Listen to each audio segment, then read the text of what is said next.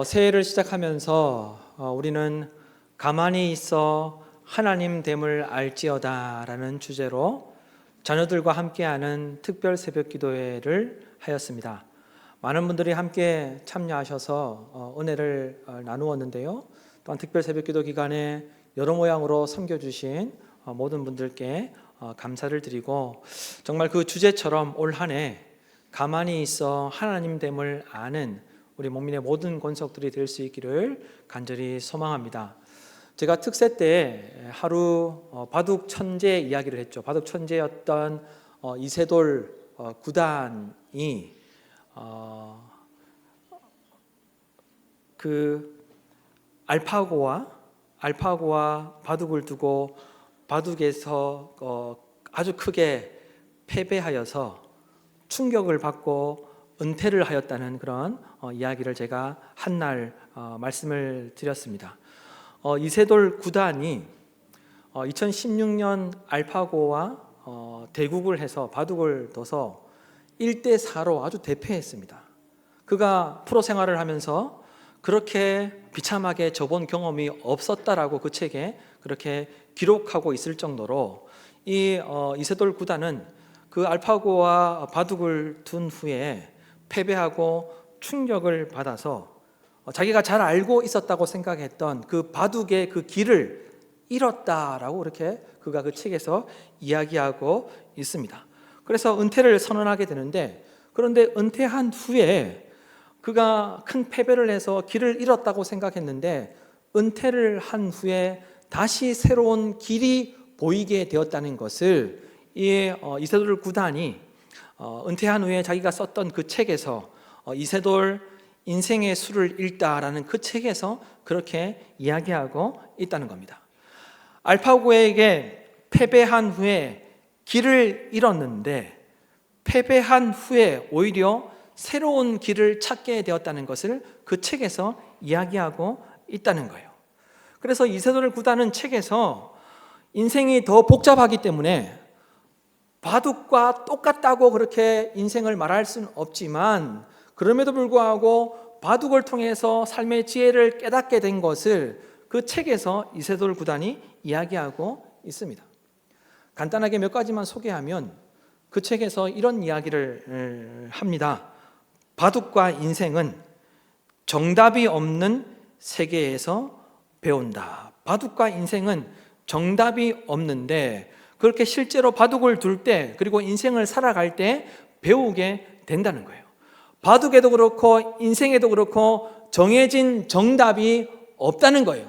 그래서 바둑을 두면서 배우게 되는 것이고 인생을 살면서 답을 찾아가게 되는 것이라고 그 책에서 이야기하고 있습니다.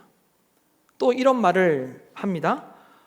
바둑을 둘 때 길을 알려준다며 훈수를 두는 사람이 많은데 인생에서도 훈수를 두는 사람이 많다는 이야기를 합니다.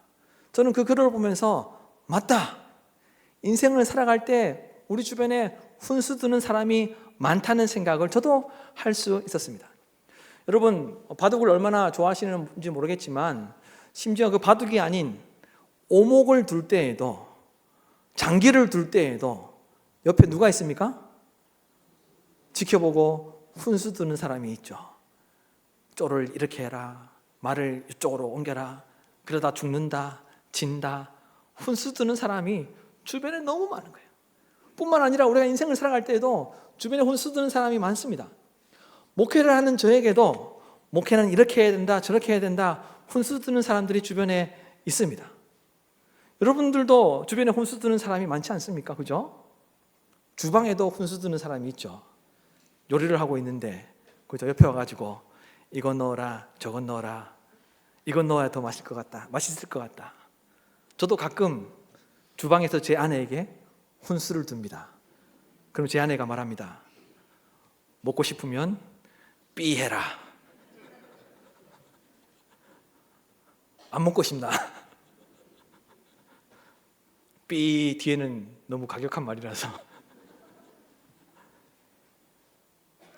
주변에 훈수 두는 사람이 많다는 거예요. 그래서 그 이세돌 구단이 그 책에서 이어서 이런 말을 합니다. 훈수는 훈수일 뿐 다른 사람이 뭐라고 하든 결국 돌을 놓고 그 돌을 책임질 사람은 자기 자신이다. 바둑에서는 남의 수, 그냥 훈수죠. 훈수에 끌려다니면 절대로 이길 수 없다. 인생도 마찬가지이다. 끌려다니는 삶이 과연 자신의 인생이라고 할 수 있을까? 제가 좀 덧붙이자면 끌려다니는 인생이 성공할 수 있을까라고 이렇게 생각해 볼 수 있다는 거예요. 여러분은 어떤 인생을 살고 계십니까? 혹 알파고에 패배한 후 은퇴를 결정한 이세돌처럼 실패하였다라고 이렇게 생각하면서 인생을 살고는 있지는 않습니까? 길을 잃어버리셨습니까? 그렇지 않으면 다른 사람들의 말에 끌려다니는 인생을 살고 계십니까? 그렇지 않으면 환경과 상황에 끌려다니는 인생을 살고 계십니까? 저는 간절히 바라기는 오늘 말씀을 통해 하나님과 대면하게 되므로 신앙의 신념과 믿음에 대한 가치관이 바르게 세워지는 시간이 되기를 주님의 이름으로 축복합니다. 그래서 더 이상 다른 사람의 말에도 다른 사람의 신앙에도 그리고 환경과 상황에도 끌려다니지 않는 그리스도의 증인들이 되는 우리 목민의 모든 권속들이 되었으면 좋겠습니다. 오늘 말씀을 통해 신앙의 신념이 건강하게 세워지고 믿음에 대한 가치관이 견고하게 세워진다면 폭풍도 길이 될 줄로 저는 확신합니다. 폭풍 가운데서도 길을 찾고 길을 발견하게 될 줄로 저는 믿습니다. 그래서 다른 사람의 신앙의 훈수에 끌려다니는 인생이 아니라 내 신앙으로 인생을 살아가는 우리 목민의 모든 권속들이 될 수 있기를 주님의 이름으로 축원합니다. 여러분, 우리는 2025년 마지막 주일과 그리고 2026년 첫째 주일에 아브라함에 대해서 살펴보았습니다. 아브라함에게 하나님께서 약속하셨던 그 약속이 예수 그리스도를 통해 예수 그리스도로 말미암아 우리에게 그대로 이어지게 된다는 것을 여러분 말씀을 통해서 우리가 살펴보았습니다. 성경에서 끊임없이 우리에게 이야기하고 있습니다. 하나님께서 아브라함에게 약속하셨던 그 유업과 그 복이 성경에서 계속 이어져 오고 있었고 또한 지금 우리에게까지 이어지고 있다는 것을 성경이 우리에게 말씀하고 있다는 것입니다.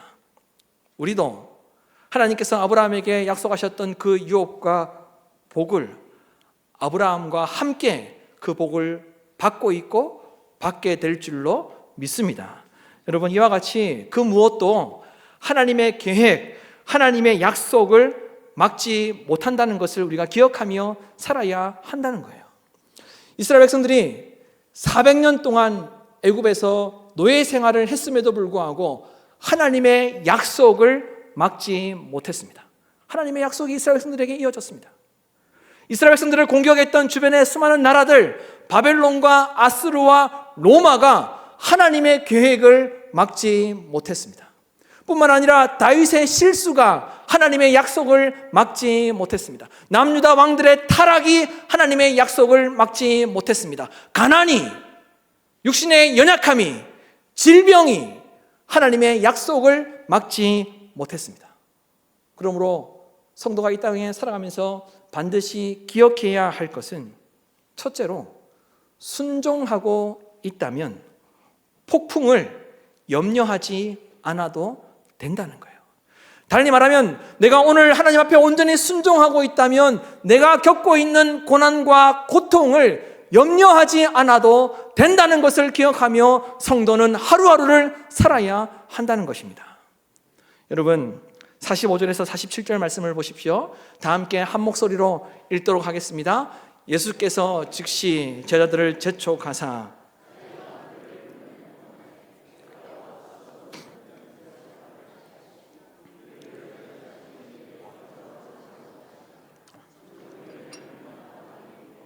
예수님께서는 홀로 무태에 계시다가 예수님은 제자들에게 즉시로 배를 타고 건너편 마을로 가라고 말씀하셨고 제자들은 예수님의 말씀에 순종하여서 즉시로 그 말씀에 따라서 배를 타고 건너편으로 가게 됩니다.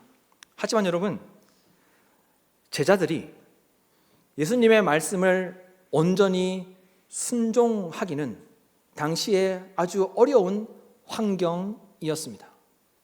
쉽게 순종할 수 없는 그런 상황 가운데 있었습니다. 왜냐하면 오늘 말씀 직전에 예수님께서 보리떡 5개와 물고기 2마리로 5,000명을 먹이시는 그 사건이 있었습니다. 그런데 그 5,000명을 먹이실 때가 언제였습니까? 그때도 이미 날이 어두워지고 있을 때였습니다. 그리고 식사가 끝난 후에, 그 사건이 있은 후에 예수님께서 제자들에게 즉시로 건너편으로 가라고 말씀하셨을 때에는 이미 날이 저물어서 캄캄할 때였습니다. 캄캄할 때 배를 타고 가라고 말씀하셨던 거예요. 그리고 또 순종하기가 힘들었던 것은 예수님께서 함께 가시지 않는다는 거예요. 캄캄할 때 가라고 말씀하시면서 너희들이 먼저 가라 하고 그렇게 말씀하셨습니다. 내가 함께 가니까 걱정하지 말고 함께 가자라고 말씀하셨던 것이 아니라 너희들이 먼저 가라라고 그렇게 말씀하셨기 때문에 순종할 수 없는, 순종하기가 어렵고 힘든 형편과 환경이었다는 것입니다. 더욱이 여러분, 우리가 잘 알고 있는 대로 예수님의 12명의 제자들 가운데 평생토록 생업이 어부였던 사람이 몇 명 있었습니까? 몇 명 있었어요? 베드로가 어부였습니다. 그리고 베드로의 형제였던 안드레가 어부였습니다. 그리고 세베대의 아들 야고보와 요한이 어부였습니다. 12명 중에 4명이나 어부였습니다. 그들에게 캄캄한 밤에 배를 타고 가라는 이야기는 죽으라는 이야기와 똑같은 상황이었습니다. 따라서 제자들은 이렇게 충분히 이야기할 수 있었습니다. 30% 이상이 어부였기 때문에, 평생 어부였기 때문에 예수님께 이렇게 말할 수 있었죠. 예수님, 지금은 이미 캄캄해서 갈 수가 없습니다. 예수님이 잘 모르셔서 그러시는 것 같은데 우리는 평생토록 어부여서 잘 압니다. 그러니 저녁에 가는 것은 위험하니 다음날 날이 새면 아침 일찍 우리가 가겠습니다라고 충분히 말할 수 있는 그런 상황이었습니다. 그러나 예수님은 이미 날이 저물었을 때, 캄캄해졌을 때 제자들에게 즉시로 가라고 말씀하셨고, 제자들은 그 말씀에 순종하여서 즉시로 배를 타고 건너편 마을로 가게 되는 것이죠. 그런데 여러분, 어떤 일이 일어나게 됩니까? 어떤 일이 일어나게 됐죠?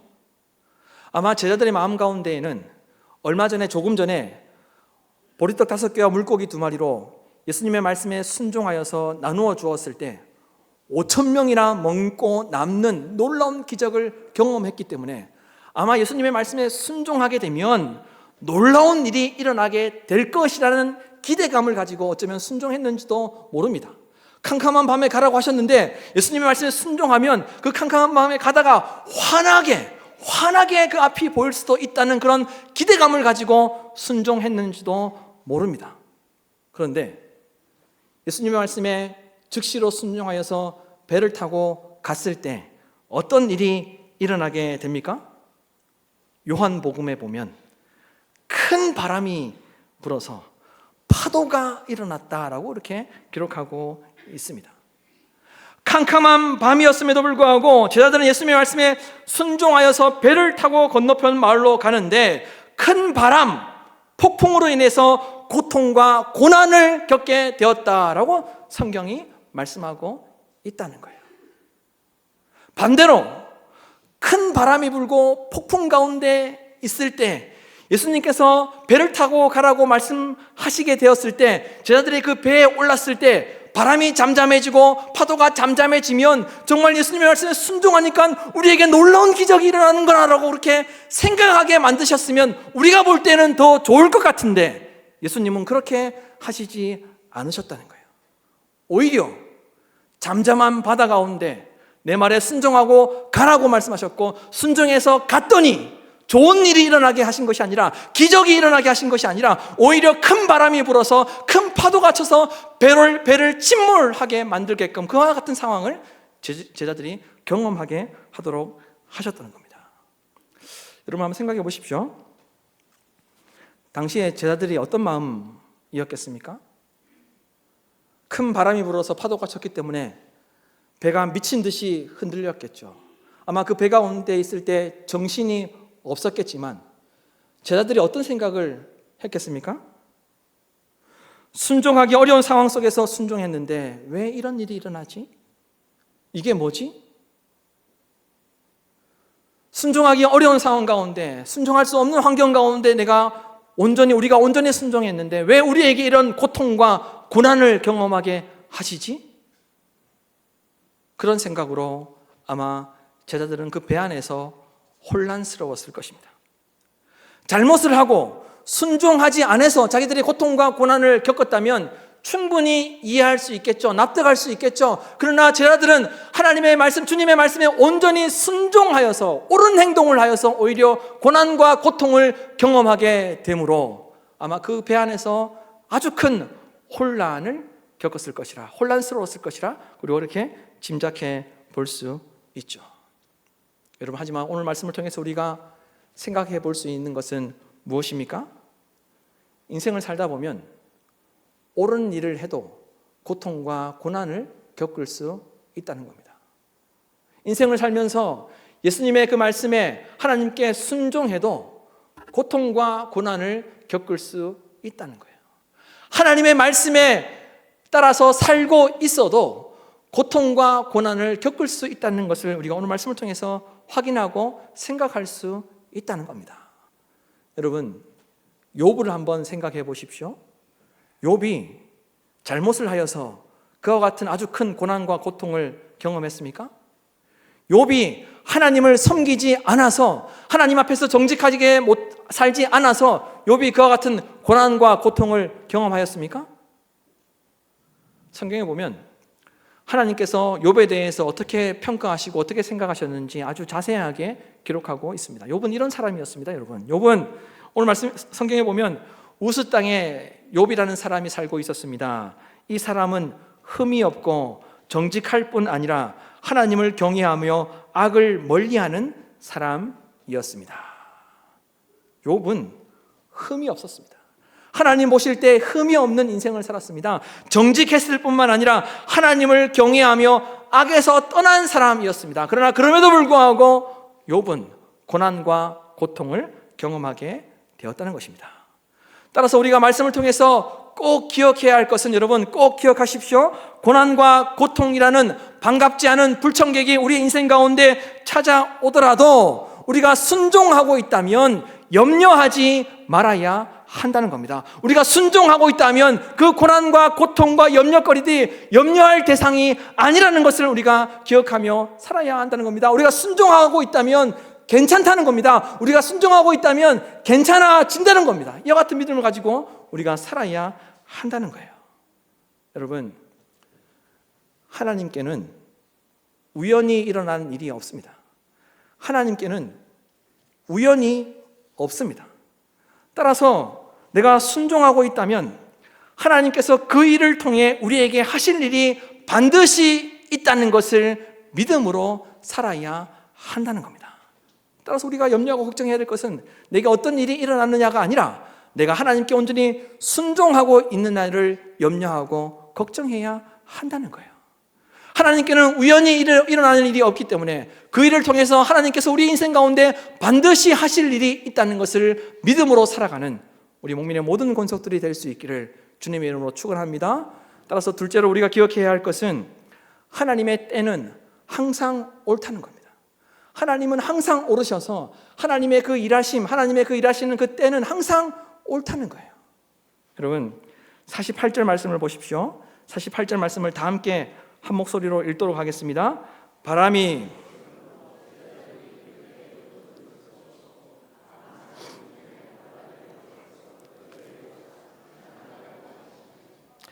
아멘.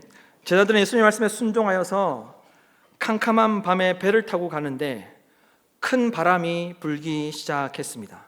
그래서 폭풍에 큰 파도가 쳐서 배가 정말 미친 듯이 흔들렸습니다. 여러분 한번 상상해 보십시오. 큰 바람과 폭풍에 배는 미친 듯이 흔들렸지만 제자들은 그 안에서 무엇을 하고 있었습니까? 노를 젓고 있었습니다. 힘겹게 계속해서 노를 저었습니다. 제자들이 저녁 식사가 끝난 후에 배를 타고 예수님이 밤 사경쯤, 다시 말해서 새벽 3시에서 6시 사이에 오셨기 때문에 제자들은 예수님이 오시기 전까지 노를 저었다면 대략 계산해봐도 최소한 7시간 이상 노를 젓고 있었습니다. 여러분 한번 상상해 보십시오. 바람이 몰아치는데 7시간 동안 노를 저었습니다. 요한복음은 제자들이 12월이쯤에서 예수님을 만나게 되었다고 요한복음은 기록하고 있습니다. 따라서 4에서 5km밖에 가지 못했다는 거예요. 출발해서 4에서 5km밖에 가지 못했어요. 7시간 죽으라고 노를 저었는데 4에서 5km밖에 가지 못했습니다. 제가 설교를 준비하면서 요즘 많은 분들이 챗 GPT나 제미나이에게 많은 질문들을 하시잖아요. 요즘은 여러분 교회를 어디 가냐 묻는 것도 챗 GPT에게 물어봅니다. 그런 시대가 되었습니다. 상인동에서 갈 만한 교회가 어디인가요? 챗 GPT한테 물어본다고 합니다. 그런 시대인데 저도 설교를 준비하면서 제가 챗 GPT와 제미나이에게 물었습니다. 바람이 불지 않는 바다에서 4-5명이 7시간 동안 노를 저으면 몇 킬로미터를 갈 수 있나요? 라고 이렇게 제가 물었습니다. 그랬더니 챗 GPT와 이 제미나이가 25km에서 30km 이상 간다고 둘 다 대답했습니다. 따라서 정상적인 남성이 7시간 동안 4-5명이 노를 저으면 정상적이라면 25km, 30km 이상은 가야 되는 거예요. 그런데 오늘 말씀해 보면 이 제자들은 최소한 7시간 이상 노를 저었는데 4에서 5km밖에 가지 못했다는 거예요. 소위 말하면 정말 죽을 고생, 생 고생만 했고 아무 성과가 없었다는 것을 이야기하고 있는 것입니다. 여러분, 제자들이 폭풍으로 큰 파도가 치는 바다에서 7시간 이상 노를 저었다면 얼마나 고생했겠습니까? 그냥 바람이 불지 않아도 7시간 노 젓는 것은 힘들었을 것인데 큰 바람이 불어서 폭풍에서 노를 저었으니 정말 말 그대로 사투를 벌였을 것입니다. 아마 제자들 가운데는 손에 물집이 다 잡혀가지고 정말 생활하는 것이 힘든 그런 상황 가운데 있었던 사람들이 있었을 것이고 살이 벗겨져가지고 피가 나는 그런 제자들도 있었을 수도 있습니다. 그들이 그 사투를 벌리면서 얼마나 예수님을 찾았겠습니까? 예수님, 주여 우리를 도와주십시오라고 얼마나 그렇게 부르짖으며 예수님을 얼마나 간절히 찾으며 그들이 노를 저었겠습니까? 그렇다면 여러분, 이렇게 제자들이 7시간 넘는 시간 동안 노를 젓고 생고생을 하는 동안 예수님은 도대체 무엇을 하고 계셨습니까? 오늘 말씀 48절 말씀에 보면 예수님은 제자들이 힘겹게 노를 젓고 있는 모습을 보셨다라고 이렇게 기록하고 있습니다. 예수님이 다 지켜보고 계셨다는 것을 말씀하고 있습니다. 예수님은 제자들이 폭풍 속에서 노를 저으며 정말 사투를 벌이며 고난과 고통 가운데 힘겨워하는 것을 보고 계셨다라고 이렇게 말씀하고 있습니다. 그렇다면 여러분, 예수님은 보고만 계셨을까요? 그래, 너희들 나와 내가 함께 하지 않으니까 너희들이 그렇게 고생하는 거야. 그러니까 앞으로 내가 가라고 해도 가지 마. 내가 함께 하지 않으면 가면 안 돼. 그걸 가르쳐 주기 위해서 그렇게 그냥 보고만 계셨을까요? 예수님은 제자들을 먼저 보내시며 무엇을 하기 위해서 길을 떠나셨습니까? 기도하기 위해서 길을 떠나셨다라고 말씀하고 있습니다. 예수님은 제자들을 보고 계시면서 그들을 위해서 기도하셨습니다. 제자들이 7시간 넘는 시간 동안 노를 지으면서 사투를 벌이는 동안 예수님은 그 모습을 지켜보고 계셨고 그들을 위해서 예수님은 기도를 쉬지 않고 계셨다는 것입니다. 그렇다면 여러분, 왜 예수님은 곧바로 오지 않았을까요? 제자들이 거의 죽을 지경이었는데 왜 예수님은 밤 사경쯤에 오셨을까요? 왜 예수님은 곧바로 오지 않고 그들이 위험에 빠졌을 때 그때 바로 오시지 않고 왜 밤 사경 새벽 3시 아니면 6시 사이에 왜 그때 예수님은 제자들에게 나타나셨을까요? 솔직히 말씀드리면 저도 그 이유는 모르겠습니다. 저도 그 이유는 모르겠어요. 하지만 분명하게 말씀드릴 수 있는 것은 예수님은 가장 적당한 때에 제자들에게 찾아오셨다는 겁니다. 그래서 예수님의 때는 항상 옳다는 거예요. 예수님은 제자들에게 가장 좋은 것을 주시기 위해서 항상 적당한 때에 제자들에게 찾아오셨다는 거예요. 예수님은 항상 옳으시다는 거예요. 왜 그렇습니까? 마태복음 7장 11절 말씀에 보면 그 이유를 분명하게 설명하고 있습니다. 이렇게 말씀하고 있죠. 여러분이야말로 악할지라도 제 자녀들에게는 좋은 선물을 줄 아는데 여러분의 아버지 곧 하늘에 계신 분은 얼마나 더 그러시겠어요. 달라고 하는 사람들에게 좋은 것들을 주실 것입니다.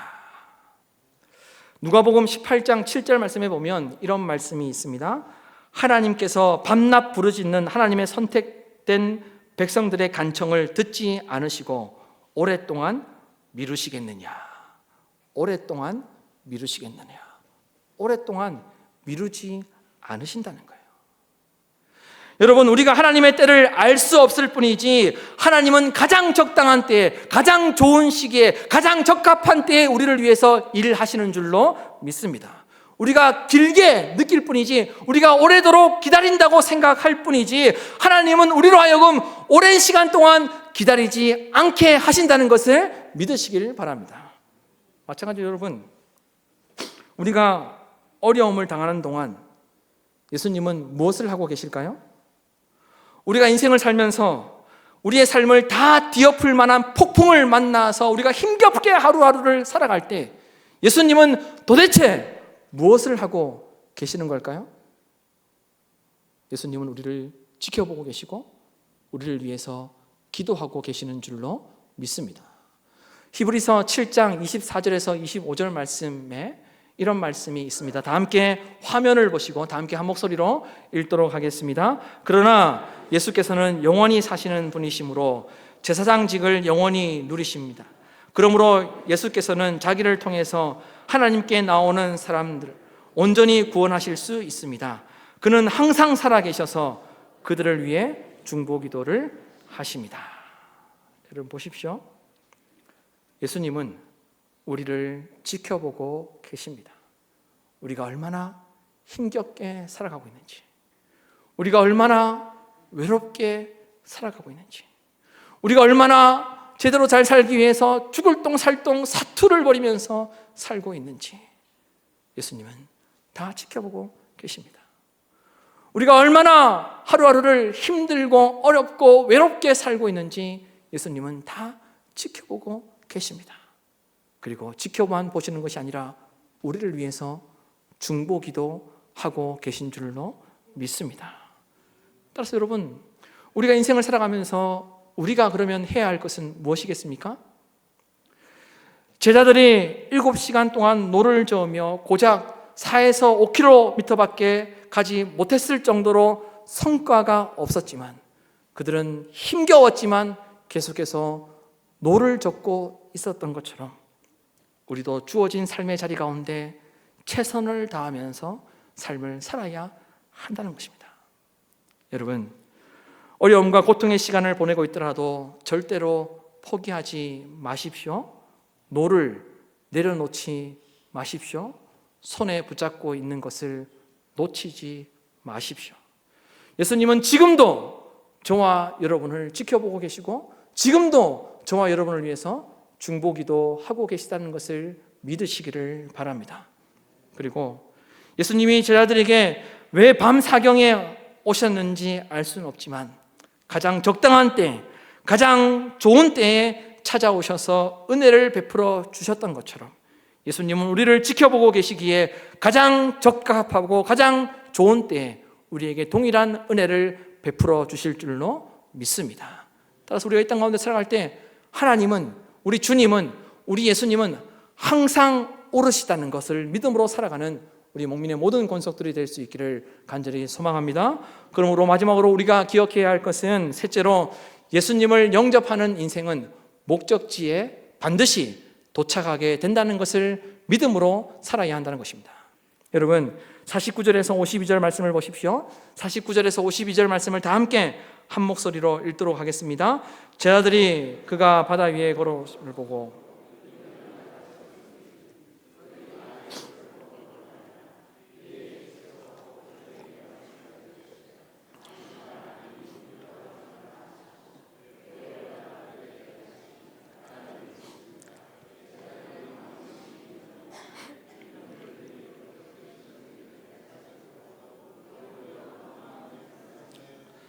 아멘.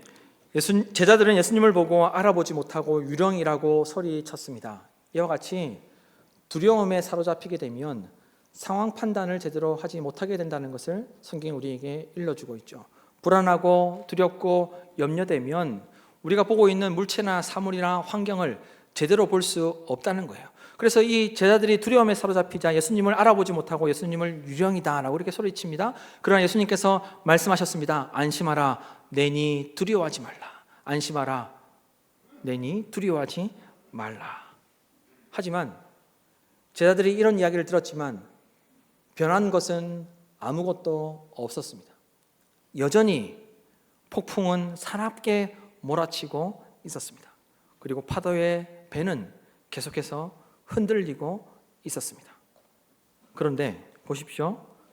예수님이 배에 오르시자, 예수님이 배에 오르시자 사납게 몰아쳤던 폭풍이 그쳤습니다.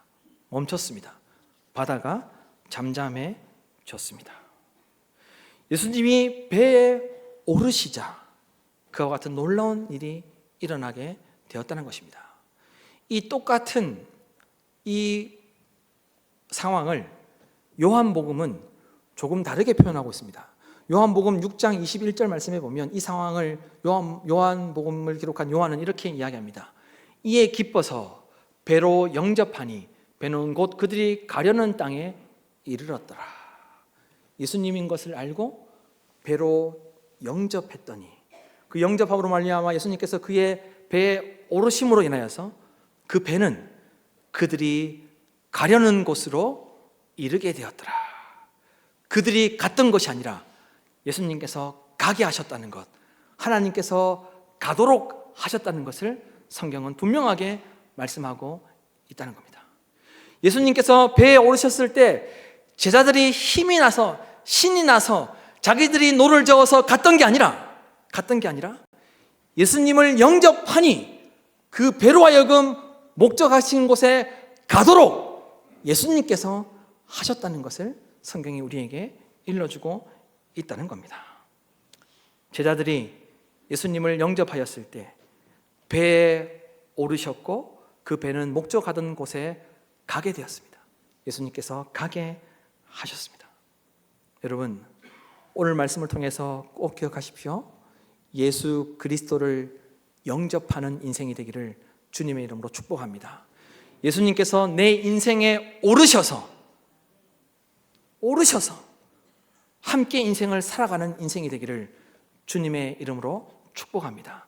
그러면 내 열심으로, 내 노력으로 내가 노를 저어서 가는 것이 아니라 예수님께서 가게 하시고 예수님께서 이르게 하시고 예수님께서 도착하게 하실 줄로 믿습니다. 여러분, 내 인생에 예수님을 초청하십시오. 내 인생에 예수님이 오르시도록 여러분의 인생을 예수님께 내어 드리십시오. 그렇다면 반드시 목적한 바 그 뜻대로 우리 주님께서 그 인생을 이루어 가실 줄로 믿습니다. 여러분, 하나님께는 우연한 일이 없습니다. 하나님께는 우연이 없습니다. 예수님은 왜 제자들로 하여금 7시간 이상 폭풍에서 고생하게 하셨을까요? 예수님은 왜 우리로 하여금 경제적으로 가장 힘들 때까지 기다리고 계시는 걸까요? 예수님은 왜 우리로 하여금 인생의 밑바닥에 떨어지도록 만드시는 걸까요? 저는 그 이유를 모르겠습니다. 그러나 제가 확신하여 분명하게 말씀드릴 수 있는 것은 하나님은 항상 옳으십니다. 하나님은 완전하십니다. 하나님은 실수하지 않으시는 줄로 믿습니다. 여러분, 우리 주 예수 그리스도께서 우리의 인생을 지켜보고 계시고 우리를 위해서 중보기도 하고 계시다는 것을 믿으시기를 바랍니다. 그래서 가장 적합한 때, 가장 좋은 때, 가장 좋은 곳으로 주시기 위해서 준비하고 계시다는 것을 믿음으로 살아내는 우리 목민의 모든 권속들이 될 수 있기를 주님의 이름으로 축원합니다.